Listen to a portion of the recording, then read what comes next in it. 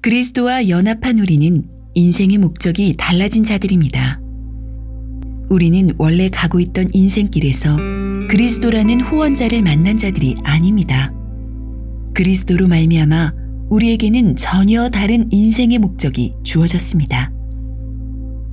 그리스도는 우리를 자기의 동역자로 높여주시고 우리의 삶을 책임지실 것을 약속하시면서 그가 교회를 통해 이루시려는 일을 위해 우리 각 사람에게 막중한 임무를 맡기셨습니다.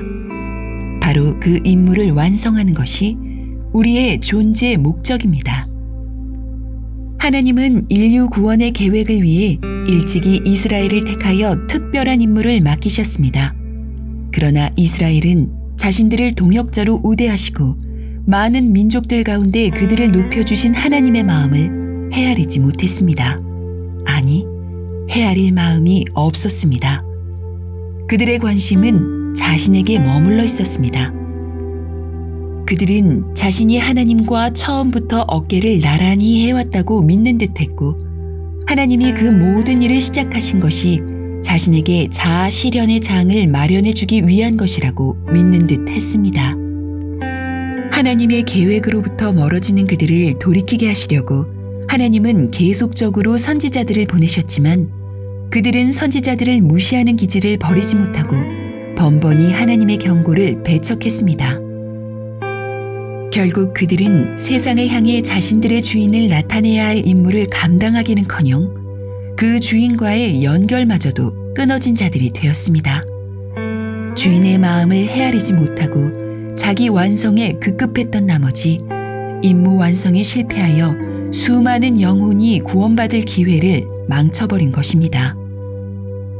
하나님께서 당신의 꿈을 이스라엘에게 두었던 시대는 이제 막을 내렸고 이제는 과거의 실패가 반복되지 않도록 하나님께서 마지막 대책을 마련해 주신 제2의 시대가 되었으니 예수 그리스도를 공통 분모로 삼는 이들로 구성된 새 이스라엘의 시대입니다. 이 시대를 사는 우리는 더 이상 신앙의 합격점을 받기 위해 애쓸 필요가 없습니다.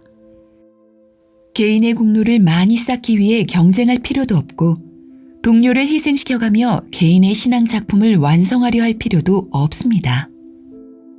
과거에는 하나님의 종과 일반 성도의 차이가 매우 컸습니다. 그러나 제2의 시대에는 주님이 우리 각 사람을 향해 물으십니다. 너도 종이 되겠느냐? 종으로 너를 내어주겠느냐? 종이란 계약에 따라 일하는 하인이 아닌 소유물로서의 노예를 말합니다.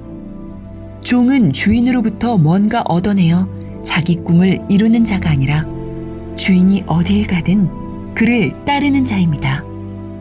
자기 성취에 욕심내는 자가 아니라 주인이 원하는 일을 위해 자기를 드리는 자입니다.